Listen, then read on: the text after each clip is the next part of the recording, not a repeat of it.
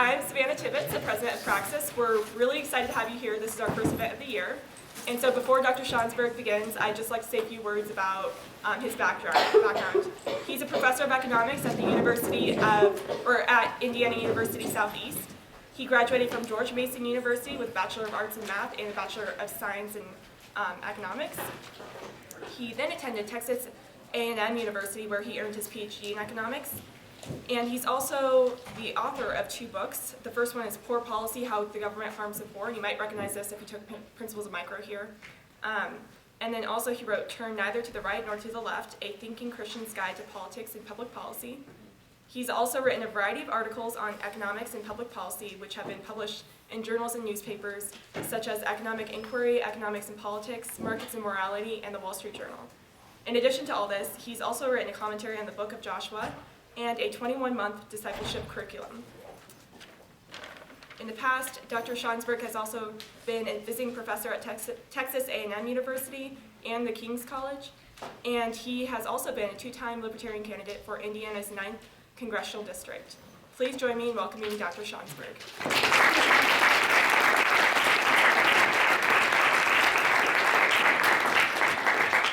If we talk afterwards, you're welcome to call me Eric, that's fine. If you need to call me Dr. Schansberg, that's fine too.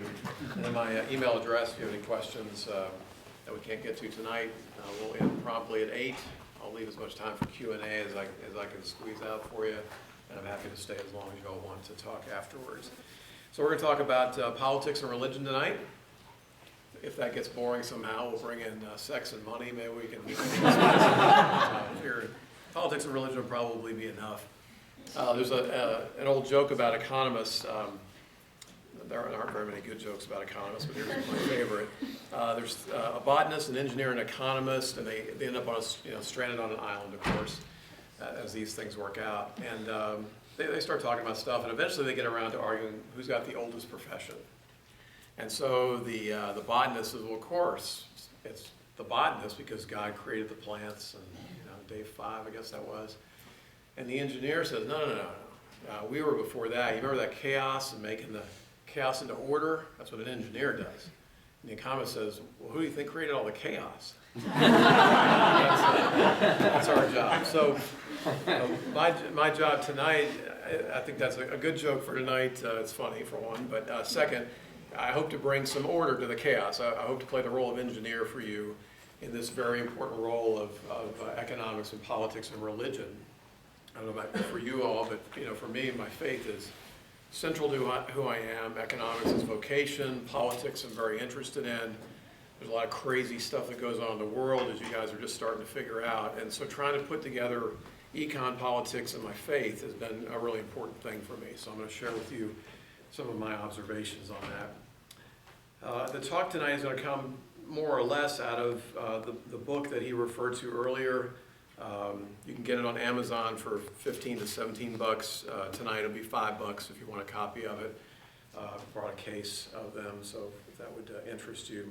And then if you want a shorter version, if a book is daunting, there's an article from, I think it's '02 in the Journal of Markets and Morality that talks about the intersection of Christianity and libertarianism. So if you want a shorter version, the Markets and Morality article, if you're willing to slog through a book, then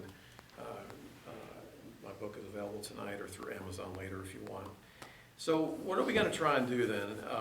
An overview is to persuade, and I don't know exactly who I'm talking with here. I mean, you all are different sorts of people. So sometimes I'm trying to persuade libertarians that Christianity works well with libertarianism, right? They come to the table and they've already decided on libertarianism, they're in. And then sometimes they think, well, I can't be a Christian because I'm a libertarian. And so I want to persuade them, no, that's fine. Others of you would say, I'm a professing Christian, and I don't see how libertarianism works with Christianity. And so to try and bridge the gap between the two of those.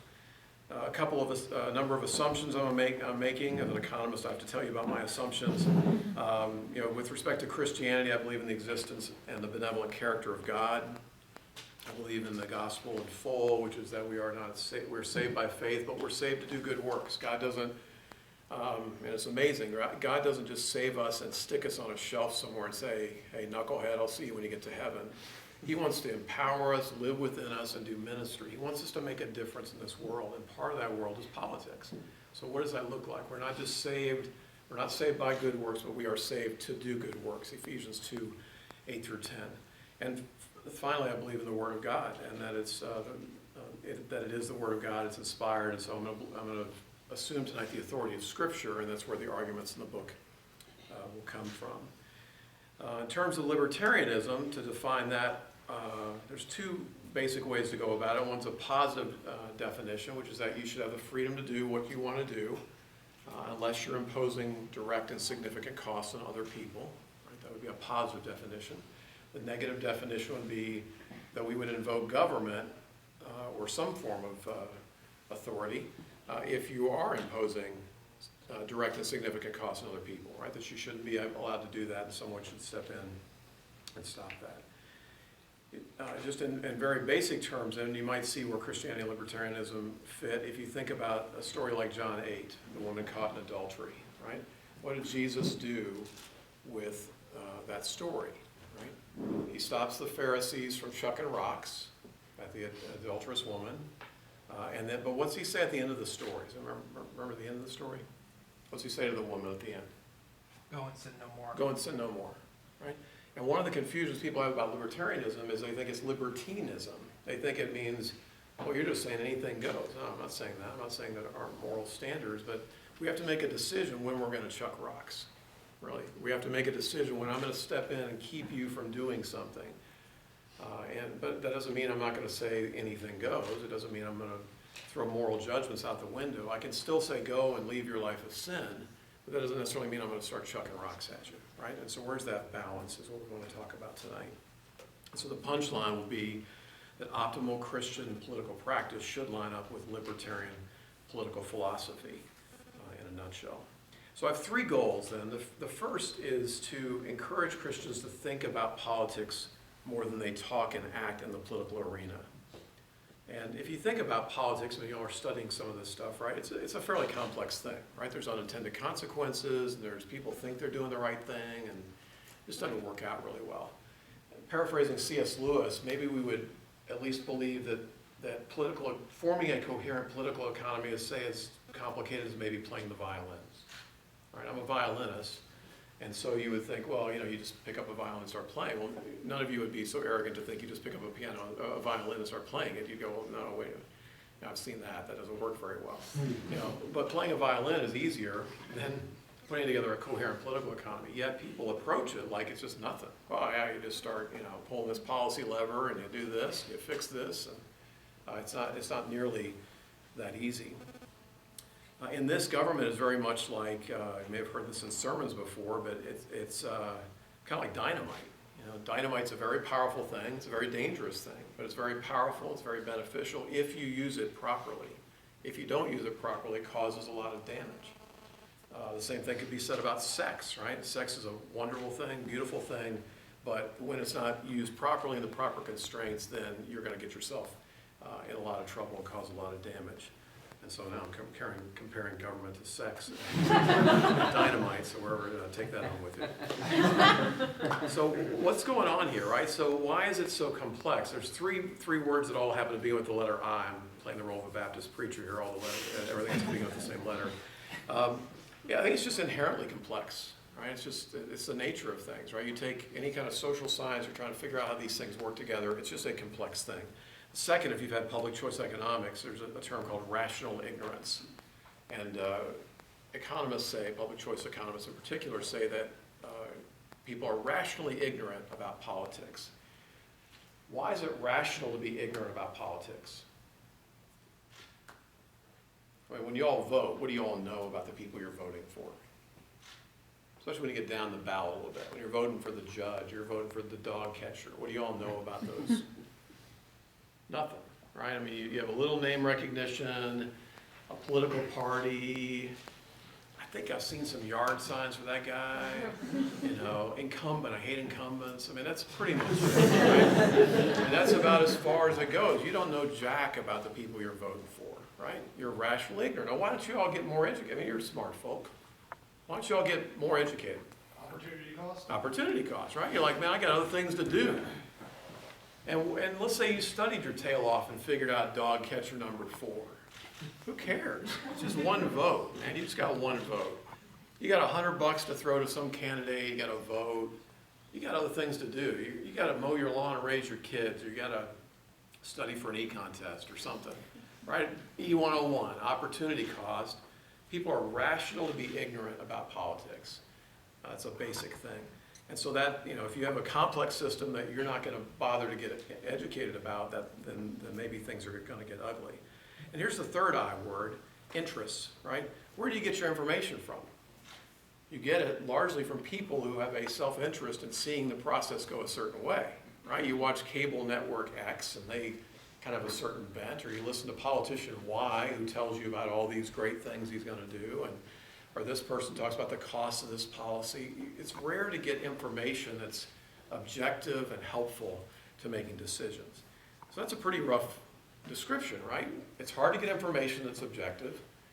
I'm busy watching TV and studying for tests and raising my kids. I don't got time for all that. And then it's a complex process. How are we going to know much about politics in that kind of environment? And so I guess the first warning would be to say, look, if you're going to get involved in politics, you need to make an investment. Don't just get in there and start, pulling on things and just kind of, well, I got good intentions, that's good enough. No, it's not good enough. It's a very powerful thing. You wouldn't say, it's just chucking sticks of dynamite around, who cares? It's not that big a deal. It is a big deal. If you're going to wield a powerful instrument, then you need to be careful how you do it. I think the biggest mistake that Christians make here, and it's not just Christians, it's others, is that they say, I'm called to do X, therefore there should be a law that mandates X. Or, X is wrong, therefore we should have laws that prohibit X, or tax X, or something, right? And I think people kind of go with that as their reflex, that if something's right, we should have laws that encourage that or mandate it. If something's wrong, we should have laws that prohibit it or make it painful to do. But that doesn't always hold. If you push on that for very long, you realize, well, I'm not sure that works very well. So if we look at some issues, say, on the religious left, it's not clear that if we're called to be charitable in the Bible, it doesn't necessarily follow that you would advocate a government welfare program, because charity and welfare are not the same things. They're cousins. They have the same goals, but they're very different means to the same end. So just because we're called to be charitable, it doesn't follow that you should necessarily have a government welfare program. If we were to say that it's wrong to get a lap dance at a local establishment, well, does that mean there should be a law against lap dances? I don't know, right? Any Jehovah's Witnesses in here? Okay, if you're a Christian, you would probably say that's a cult, or we'd say Islam. They're kind of off base a little bit. They're wrong. Right? Should we have a law against that? Is it a sin to follow the wrong God? Is that a problem? If you're a Christian, you say, well, they're off. That's a sin. It's idolatry. It's wrong. Should you therefore have a law that prevents people from engaging in that sin? It doesn't necessarily follow. When do you bring in the law is the question we want to get to. And so where we're trying to go here is to develop a coherent Christian or a general philosophy of government and to develop consistent means and ends in political practice. The second goal I have is to address areas of interest to both the so-called religious right, the GOP, or an element of the GOP, and the religious left, an element of the Democratic Party. And in this, I have 3 different sets of issues that I like to talk about. One is social morality. I've used a chalkboard a long time. This is sweet. Economic justice, and then social justice.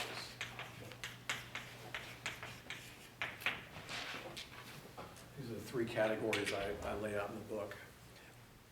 The first question to get into is, why don't let me define these first. So social morality I'm going to define as issues of relatively personal sin where I'm not doing direct and significant harm to other people. Right, so this would be if I eat too much pie, if I smoke weed, if I gamble, right? If I do things that most of the harm is to me, I'm going to call that a matter of social morality. Justice issues are going to be ones where I impose costs directly and significantly on other people.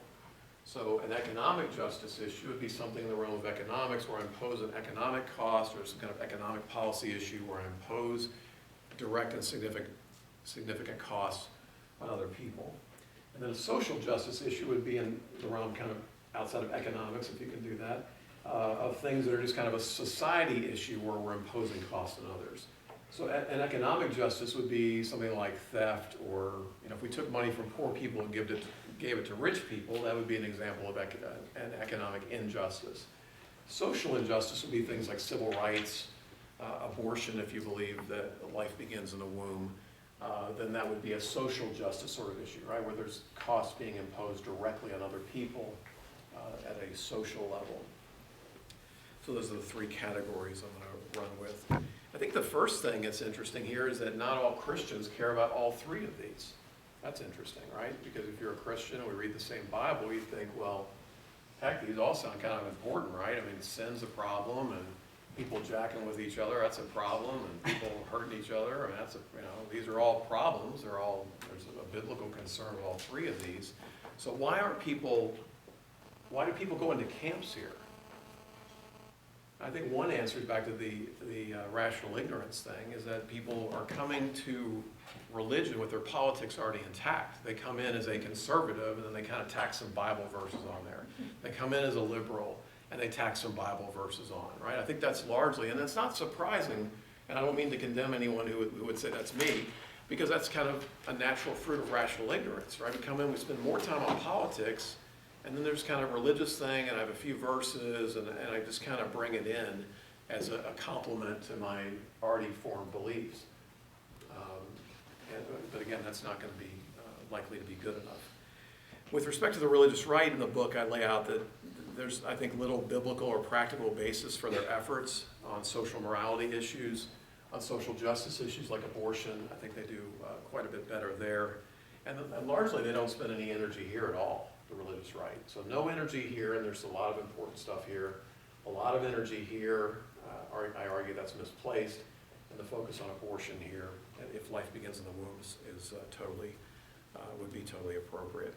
As for the religious left, they spend most of their time here, a little bit of time here with civil rights. Sometimes you'll find religious lefties that are into abortion as an issue. But they spend most of their time here with economic justice, right? Economic inequality, how are the poor doing?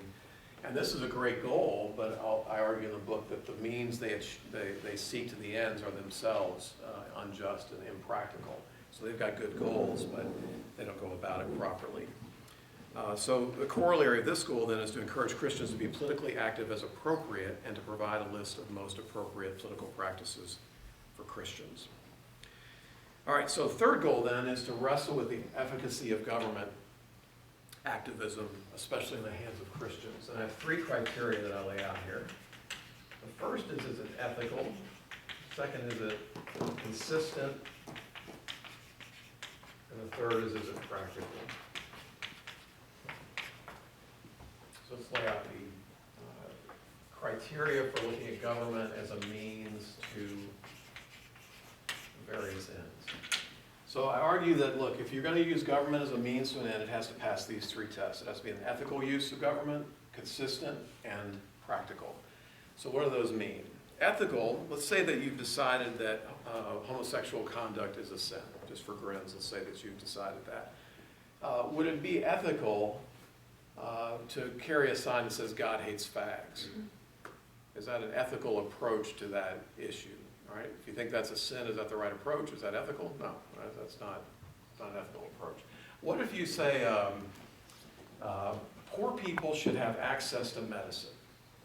That sounds reasonable, right? That'd be a legitimate end to get the child of a poor person medicine. So let's say that the medicine costs $300, and I know it's a godly end that this person's child gets the medicine. Okay, all right, next up, I go out in my car, I've got a little metal thing that fires things at a rapid rate. I walk around with this thing just kind of, hey, you got $10 I can have? I got this friend, I'm just kind of pointing the gun at him. But he's like, yeah, here's 20. And I just kind of walk around until I get to the $300, and I take the $300 and I go to my friend and I get the medicine for her, and boom, that's cool, right? Doesn't that work? No, because I have to have an ethical means to reach the end. We would say, no, I appreciate your intentions and your goal. That was beautiful. Makes me cry. It's so lovely. But that doesn't work. You can't do that, man. You can't. That's not ethical. That's not an ethical means to an end. So just because you have a good end in mind doesn't mean anything goes. The ends do not justify the means. You can't just go, well, we can just do any policy thing we want or anything we want to do. It has to be an ethical means to the end. You can't use a sinful means to accomplish godly ends, right? The second issue is the consistency. What if your church takes a stand on gambling, but the preacher never talks about gambling in his own church, or never talks about an approach to the stock market that is roughly equivalent to gambling, or never talks about the deacon who puts $50 on every golf match he plays, or whatever, right? Gambling is in a lot of places. If the pastor never talks about gambling in his church, is it appropriate for him to condemn that in the world? No. You can't do that. It's not consistent. The Bible talks about you deal with your own house first, right? You deal with sin in the church first. If you think that's a sin, that's debatable, but if you think that's a sin, you got to start in your own house, pal. You can't go banging on the world for something you think is a sin. It's not consistent. If you're not going to go there, you can't go here. So maybe it's ethical, but if you're not consistent, you can't go there either. Famously, Al Gore, y'all have heard of him? One-time vice president, and a lot of times their tax returns are made public. Well, it turns out that Vice President Gore had given about, I think it was $254 to charity on an income of about, I don't know, 500,000 or something like that. So is it appropriate for someone who does not give any of his own money to charity to vote for big welfare programs? I don't think that passes the smell test, right? Now, if you gave a lot of money away and then said, hey, I'm going to insist on you giving your money away too, we could maybe live with that, right? It would be at least consistent, but you can't, you can't do that, man. You can't make us give money when you're not giving money. It doesn't make any sense. It's not consistent. So there's kind of a smell test aspect of this, right? It's got to be ethical. Once you get past that hurdle, it's still got to be consistent. You've got to be handling your business appropriately. And the third one, of course, is as budding young economists, many of you will recognize the practical angle. It might be ethical, it might be consistent, but if it doesn't work, okay, well, why are we going here? If it doesn't actually reach the end you're proposing we reach, stop. Whoa, right? These two are not good enough on their own. You have to have the third. If the policy you're advocating, say, causes more damage to the people you're trying to help, how about you cut it out? And these are the three tests that you have to get to. Then we get into the realm of the economists very much. How do things work with drug prohibition, with the war in Iraq, with welfare policy, with a minimum wage? How do these policies actually work in practice? And so these are the three criteria that you have to get through. And so when I'm thinking about government policy, these are the three things that I work through to think, is this something that, as a Christian, I should advocate? And it takes me then to a position which is consistent with libertarianism. Let me share 6 other concerns with you, or considerations from the book, and then I'll run a couple policy issues by you, and then we'll open it up for Q&A. So these are kind of 6 larger points I like in the book. The first is that if you look at government in Scripture, there's a huge concern in the Bible about idolatry toward government. All right? There's 2 forms of idolatry in the Old Testament. One is toward kind of gods of wood and stone. The second one, though, is there's a lot of idolatry toward government. When Israel was committing a lot of sin, God would send judgment and discipline on them in the form of other armies.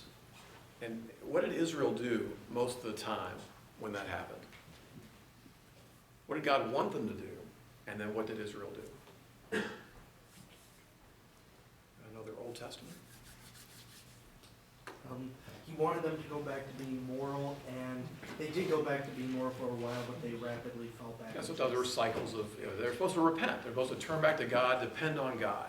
And what they did instead was they'd say, hey, let's buy some chariots and horses and help it. Or let's make a deal with the Egyptians.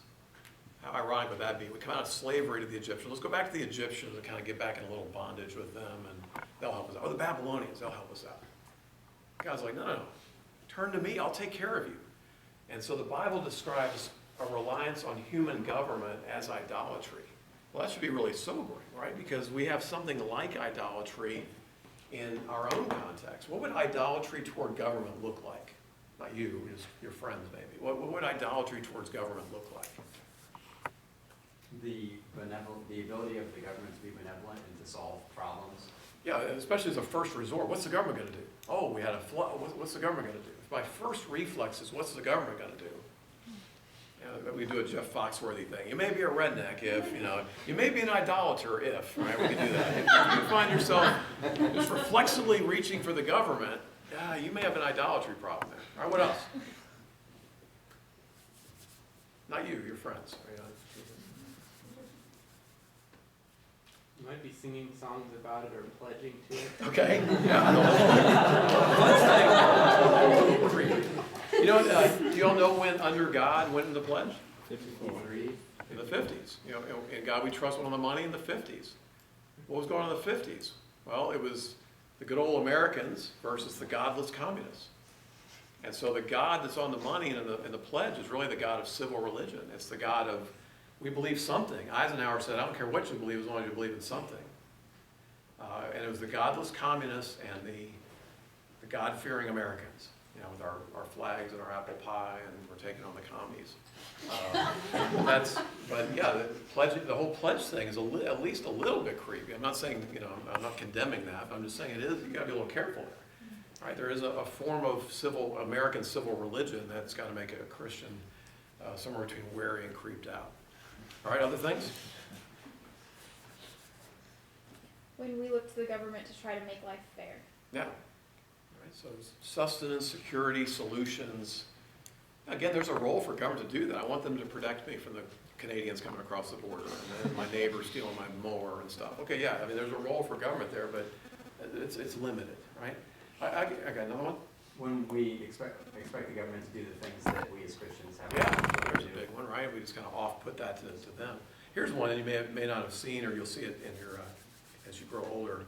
Have you heard this about elections, that the next one's crucial?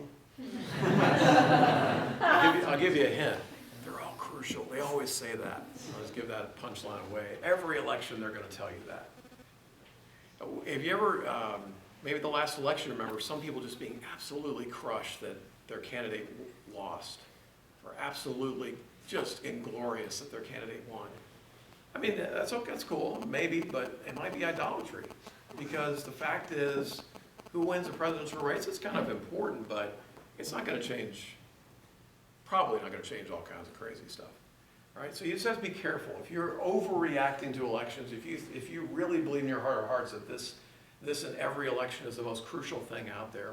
I've got a quote in the book where I've got a prominent religious right leader who says you cannot have spiritual revival without political revival. Wrong. It's very, very wrong. Okay? So that's idolatry, right? So we don't want to go there. The second point is, God gave us freedom. He gave us free will. We can debate the extent of that and predestination and the extent of our free will. There's very interesting debates on all that.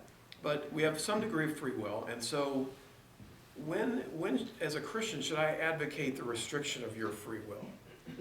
Right, if you think about Genesis 3, there's the tree of the knowledge of good and evil. And God didn't put like a big electric fence around that thing, right, or a brick wall. He just said, hey, don't eat that. Don't touch it.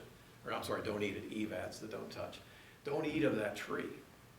When should I go around putting up walls around trees, basically, is the question. When should I take that freedom away from you? I think a fairly obvious answer would be when you're taking that freedom from someone else, right? If I club someone in the head, okay, let's step in and prevent that, right? That's not cool. But if someone wants to eat too much pie, should we have laws about that? Would that be a good idea? When do I step in as a Christian and say, really, we need to restrict your freedom there? Right? We need to be careful with that. Third consideration, what would Jesus do? They used to have these bracelets they'd wear, WWJD. What would Jesus do? Can you imagine Jesus going to Lansing and marching on the state legislature for a higher minimum wage? And then he would go in the afternoon and politic and say, gambling is a great evil, we need to get rid of the gambling votes and the. When would Jesus get political? When would Jesus, take an afternoon off of working with the disciples and rebuking the Pharisees and healing people and go, I got to go talk to the legislators. And I think if what would Jesus do is somewhat, it's not the perfect test of all things good and fair, but it's a useful kind of prism to look through, right? And so, when would Jesus advocate? I think the time we can imagine is when people are getting messed with, right? The times he gets angry in Scripture are when God's name is being violated, and when the rights of people are being violated. That's the times we see him get angry, and so that's the easiest place to imagine Jesus getting there. But people engaging in, eating too much pie or gambling or these sorts of things, it's just hard to imagine. Fourth point I've already talked about, so I'll skip that. Along the same lines then, we talked about opportunity costs. Let's say that you get through these three. Let's say that you've got these three covered. You're like, I got Schansberg, I got this covered. I got, this is ethical, consistent. Okay, it's going to work, right? What's the enemy of the best? The good. Opportunity costs, right? Even if the thing is good, that doesn't mean it's the best use of your time. When should you devote energy and time and resources and money to changing the political process rather than the other millions of things you could do, right? As an economist, you got to ask that question. When should you spend all those resources there instead of elsewhere? The opportunity cost argument. It's very much a stewardship issue. When should you be involved at the federal, state, or local level? Just because something works, or should we be aiming for federal, state, or local solutions? And this last point I've got to make here is that there is a difference between active and tacit.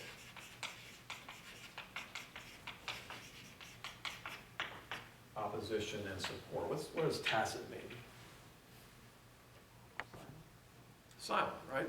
So you really have four basic choices, right? You have active opposition, right, where you put resources into opposing something, right? You have tacit opposition, which is that, well, not a fan of it, I'm going to vote against it, I'm not going to put any resources into it. Then you have tacit support, and then you have active support, right? You really have four different sorts of possibilities. So I want to put that in your tool bag that, I'm not saying that you have to actively oppose something, maybe it's tacit opposition that you're looking at. Let me give you two issues that are big ones to me and talk about how they address issues on both the left and the right. One of my, and this one's actually not in the book, I got excited about this later, so sadly it's not in the book. Anyone know what FICA is? FICA taxes, what are those? So your Social Security, Medicare. Social Security, Medicare, I know the rate. 15.3%, 7.65%, half and half. Again, if you study economics, you know about the burden of taxation and burdens of taxes get shifted. And labor economists believe that most of the burden of the other half of this gets shifted to workers. Everyone talks about the income tax, right? The 1040, April 15th version.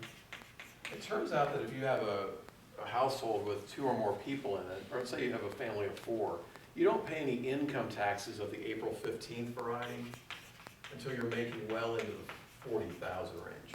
You have to make something like it's 46,000 or something like that. You don't pay a dime of federal income taxes until you get pretty nice income. But old FICA here, there's no deduction. Why don't you pay anything up to 46,000? Well, because there's deductions and exemptions. I don't know if you guys have looked at tax forms or not, but income is deducted and exemptions, you have credits, and you just don't pay any taxes of this type until you make a pretty decent income. FICA hits you at $1. Matter of fact, if you work, you probably have experienced FICA, friendly FICA, because your paycheck is hit. Every dollar you earn, even if you earn $1,000, FICA is going to come knocking for your money. What does that mean? Well, it means if you're at the poverty line, and you earn about $20,000, you're getting nailed for every dollar that's getting nailed at a 15% clip. 15% of 20,000 is $3,000. FICA hits someone at the poverty line for $3,000 a year. So if you're on the religious left and you say you care about the poor, it seems to me you would be upset about a policy that takes $3,000 from poor people, wouldn't you? I never hear the left talking about this. It goes to finance a program. We take thousands of dollars from the working poor, and then if they live long enough, 40 years out, we give them money back. Rate of return on Social Security is about zero. For African Americans and the poor, it's negative because the life expectancy is lower. So we take all this money from them, thousands of dollars a year, and we kind of dribble it back to them 40 years out. That's just messed up, seems to me. That's an economic justice issue. So this would be something that the religious left would presumably be very upset about. On the right, occasionally, you hear talk about Social Security reform. Right? Well, you expect them to run with this. But again, very little is said about this at all. But particularly on the left, you'd expect more energy devoted to this topic. And the last topic I've got is educational choice. You look at, this is vouchers and charters and that kind of stuff. If you look at education, the market structure is a government-run entity with a lot of monopoly power, particularly over people that have few means to pay for stuff. So if you're a poor person, you have to go to the government-run school in your neighborhood. Government power, monopoly power, not a pretty sight. And there's lots of reasons why kids in the inner city struggle with education. Family structure is messed up a lot of times, but a government-run monopoly is probably not the best way to go about it either. It's very expensive, and it produces suboptimal education. Anybody seen Waiting for Superman? Very sad, sad movie. Other stories like that out there. If you're on the left, you care about the poor. Why would you want a system that favors administrators, teachers, etc., over the inner city poor who want to get an education? Some kind of choice program, the equivalent of a food stamp, like an education stamp or an education voucher, would free them up. On the right, what do you hear? Well, you hear budget concerns. Well, our education system is very expensive. We spend something like $12,000 a student. We spend about $300,000 per classroom on education, so it's not a money thing.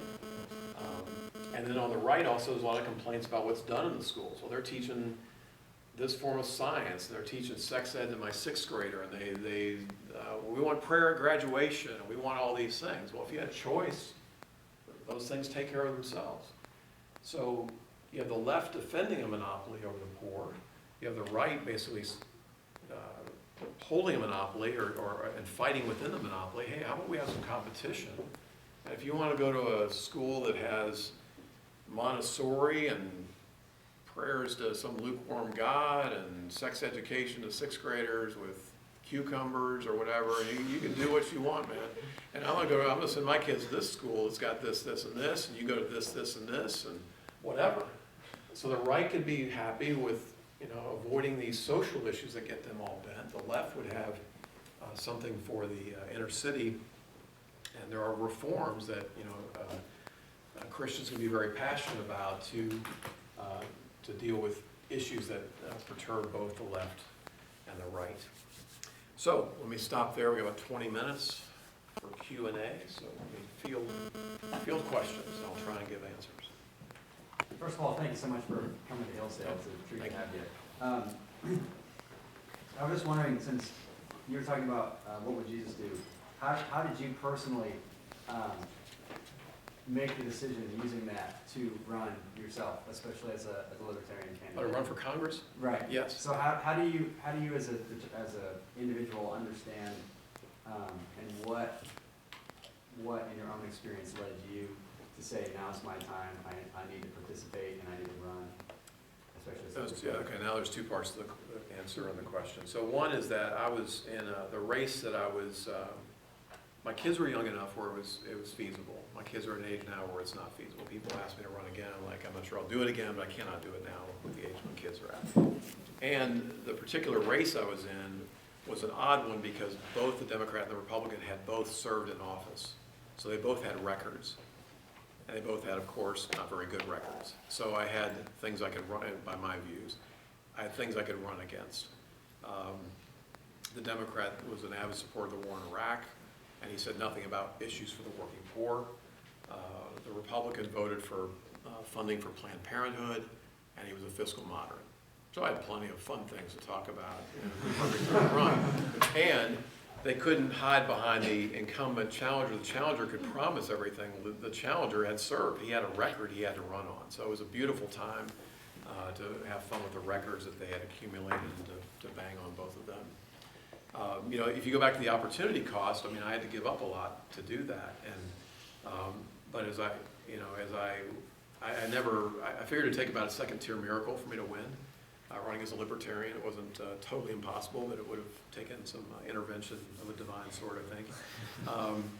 But I thought, you know, at least it's education. I learned a lot through the process. I've consulted with people, you know, a dozen people afterwards that have also run their races, the nitty-gritty of the campaign. I learned a lot of stuff. I learned what rational ignorance is on the campaign trail. Met a lot of cool people. So it was an investment of time. You know, I used to tell people, well, you know, maybe it'd be useful to have someone in Washington who knows something about economics, you know, and so I'm not an English teacher. You know, if I was a history teacher or something running for Congress, it doesn't make much sense, but as an economist, it was pretty easy for me to get in there and prepare easily, do well in the debates, those sorts of things. So it was a good time to run, and a good time for me personally to run. All right, other things? What's your response to the common reading of Romans 13 that you're throwing around a lot? A lot of readings of Romans 13. Yeah, there are. Well, I mean, What in particular? particularly the social conservative one, That, regarding that God invests power in the government, therefore government should do God's work. yeah, I mean, government should do God's work, but that begs the question, what, Yeah. you know, what is God's work and how do you accomplish it? I mean, I think that the tougher thing with Romans 13 is, when do you submit to the governing authorities? When you just kind of, you know, just grin and bear it and move on. So I don't see much. I mean, there are nuances in certain readings of Romans 13 that impact some of this, but most of it's how you live within that society. It doesn't really answer the questions about what government should do. There's just some allusions to it, right? That's a passage that they bear the sword. And again, why do you bear the sword? You don't bear the sword on people that eat too much pie. You bear the sword on people who are raping, murdering, thieving, etc. So one policy place where I think it's interesting is capital punishment, right? So there, you know, to me, you can make a good case either way on the ethical, and the state would say, you know, if they're going to put people to death, they'll put other people to death. Okay, maybe. Are they consistent how they do it? Is it practical? You know, but then you're getting into prudential arguments about that. So I don't really have. I'm not excited about the death penalty at all. But I mean, I can see where there'd be a debate there, and where Romans 13 obviously is a piece of that puzzle. All right, other things.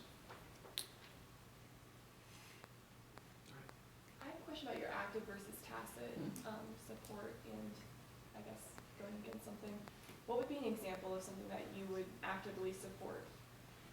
Well, actively support, again, this will depend on, you know, because I'm an economist and I know things like this. I mean, these are the things that I would actively support: educational reform, you know, kind of the big ticket items like, you know, reform of the tax code that gets rid of taxes on the working poor. Those are things that I would actively put resources into. You know, something that I'm a proponent of drug legalization, but I would not actively support that. In other words, I'm not going to go out and start banging the drum. I wouldn't, if I ran on a campaign, I'm not going to make that a top tier issue. That's going to be a tacit support thing. I'm just not going to make that a big issue for a variety of reasons. So, and there's other things too that are kind of tacit opposition. You know, I'm just like, I'm not going to spend energy on that. You know, if it comes to a vote or talking to my neighbor, yeah, maybe I'll do a little bit of something, but I'm not going to, you know, get passionate and active. I'm going to reserve that for certain relatively few larger issues where I think the debate can be moved pretty easily. Does that answer? Okay. Other things? Where do you see the growth of libertarianism and its popularity in, say, the next 20 or 30 years? Well, there's libertarianism as a political party, and I don't know if there's any growth there. maybe slow and steady. I mean, it's just tough to be a third party. But, you know, you look at the, I forget which year it was, I think it's the 1928 Socialist Party platform. All of it was law in 8 years.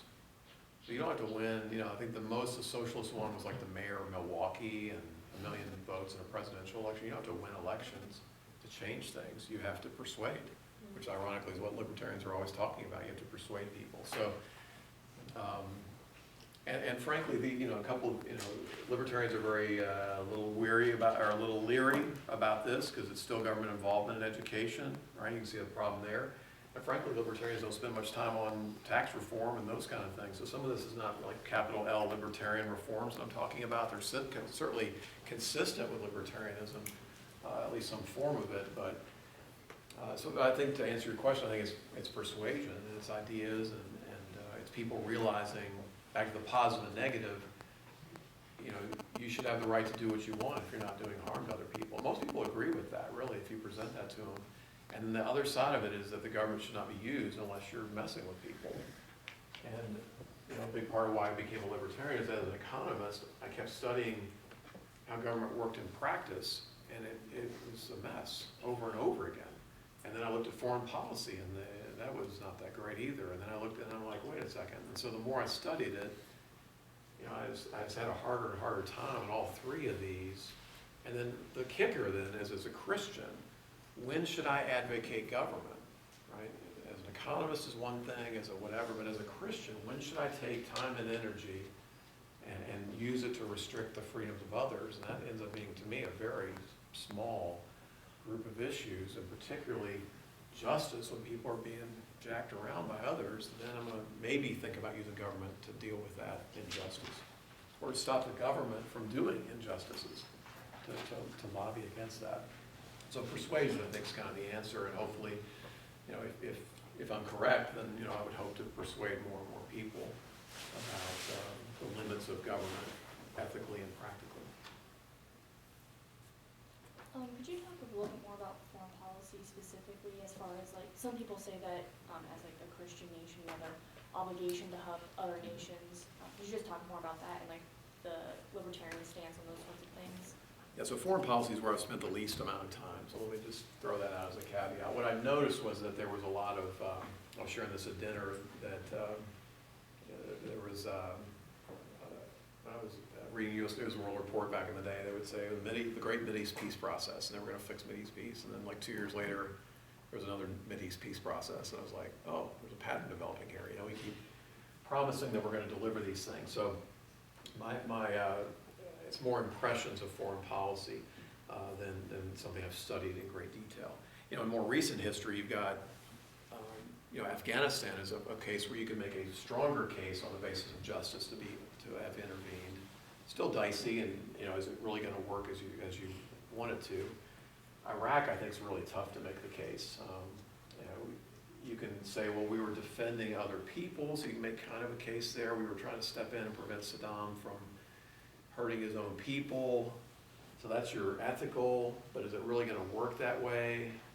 Bush went in saying we're not going to do nation building, but guess what? We did nation building and tried to, and can we really be the world's policeman, etc. So I think it's just tough to. I wouldn't say I'm an isolationist, but I guess non-interventionist would be the term I would use, and that I just think it's going to be hard to hit all three of these tests in practice. On paper is one thing. On paper, every war is going to turn out beautifully. In practice, it doesn't always work that way. And so it's naive to go into, say, passing a huge healthcare legislation and imagine it's just going to work like I drew it up, right? So it's naive to think I'm just going to roll in with my tanks and we're just going to blow things up and then, hey, it's going to be all beautiful. It doesn't work that way. So at what level do you say, look, we better just not even go down that road because the way I'm drawing it up isn't going to work that way? When do you say it's too risky? And so to me, I would be more reluctant than less to jump into things like that. Does that answer your question? Okay. I'm back. Aristotelians believe that one of the chief purposes of government is to train the common man to be a moral individual through both education and through legislation. How how much do you do with that? So like the law as teacher kind of idea? Yes. Yeah, so that's, I mean, that's, people debated that a long time. You said that was Aristotelian? It's hard to say that. So it goes back, way back, right? So that people have debated this a long time. I mean, and obviously there's some kind of chicken and egg thing here as well, right? I mean, you can put things in law. You know, there's the NFL right now is talking about punishing the N-word used on the field. Now, can they really enforce that? I don't know. Is that good? I don't know. But they're trying to send a signal, right? They're trying to move the culture by passing a law. And I think you can make a decent argument that, okay, maybe you can shift the culture. I just think it's limited. I think generally our reflex is to overstate the law as teacher, that generally law is a reflection of society more than something that shapes society. But I'm not allergic to the idea that law can do some shaping. But I think it's more limited. I think it's more limited than most people think, is I guess what I would say. Does that answer? Yeah. Yeah, I don't. So, all right, other things? Where are you on same-sex marriage?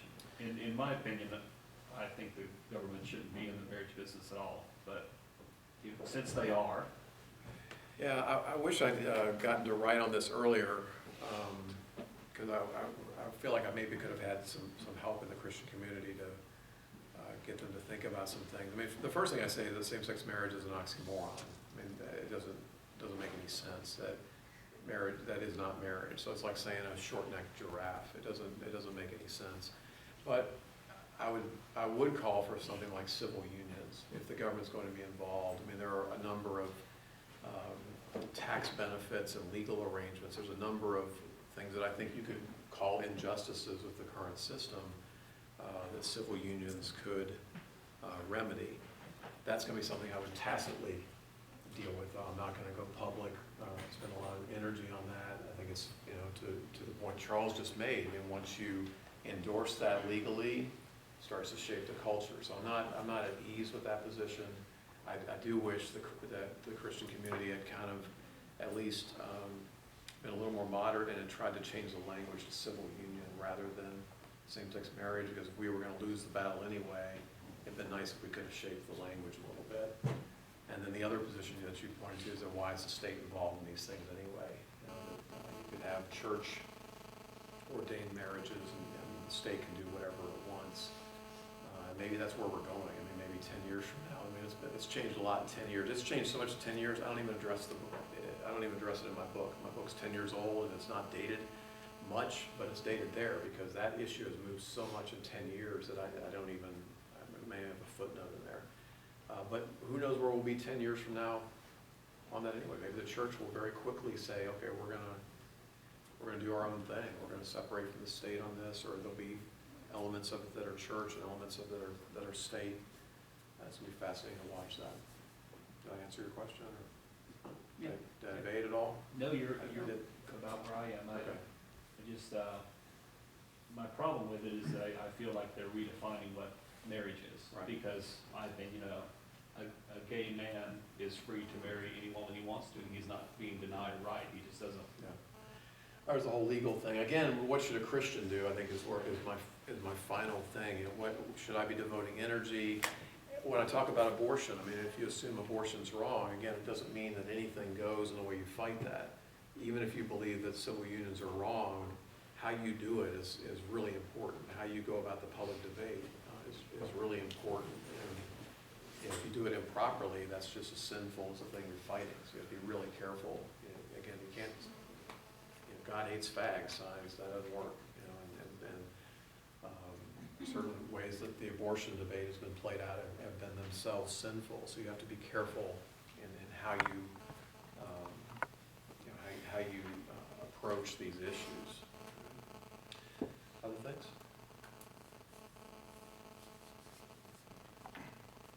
How would you address someone when you talk about minimum wage and you bring some economic arguments? They want to set that, they try to make it purely on just like the dignity of the human being. Yeah. It's like, how would you approach that from a Christian perspective? Oh, there's so much about the minimum wage that's interesting and frustrating. And the first thing The first thing I say to someone like that is it's not well crafted for what you say you want. And I take them actually right to this policy. If you care about the working poor, why aren't you talking about this policy? And I just put it right back on them. This is a policy that takes $3,000 out of the pockets of the people you say you want to help. And you want to do a minimum wage that helps some and hurts some of the very people you're trying to help. Why is that a glorious policy to kick these people in the shorts and help these people? I mean, it'd be one thing if you're kicking Bill Gates in the shorts to help poor people. That's not what you're doing. You're hurting, CBO says, 500,000 people to help these people. And okay, it's nice you're helping these people, but why on earth would you choose a policy that kicks 500,000 people in the shorts that are marginal in society?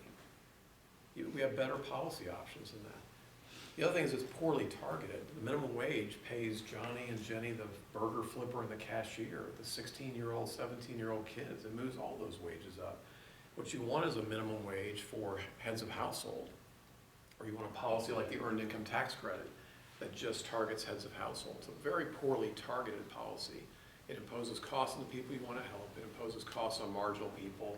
And you've got a huge policy example here that would be a clear benefit without any cost. So why aren't you arguing this? That's the first thing I go to people. The politics of it are fascinating, and maybe I'm just going to be a cranky old guy, but I get so tired of talking about the minimum wage. Not you personally, I appreciate the question. But it gets old. I mean, I've been teaching this for 25 years, and still, back to persuasion, it's, I don't think I've moved the needle very much on people not being very fond of that policy. And the Republicans are so dumb.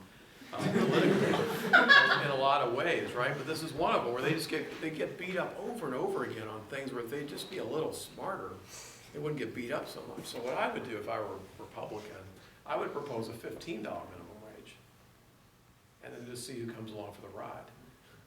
And so the effects of that would be so bad that we wouldn't be talking about it a year from now. We would just quit talking about the policy anymore, or increase it to whatever they're going to do, and then index it to inflation, and then we could quit talking about it.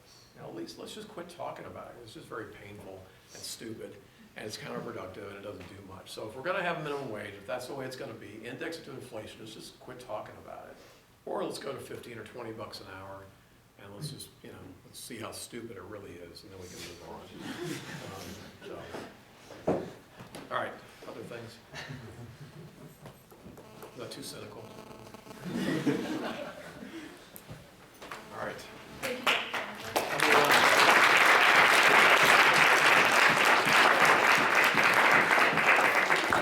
If you have a form in front of you, if you can fill that out, that'd be great. If you don't have a form in front of you, find one and fill it out. Just leave it around, we'll pick them up. And then second, we'll be in AJ's in just a few minutes, and you guys are welcome to join us just for a discussion with Dr. Schansberg before he heads back to Indiana. So we'll see you there. Thanks for coming.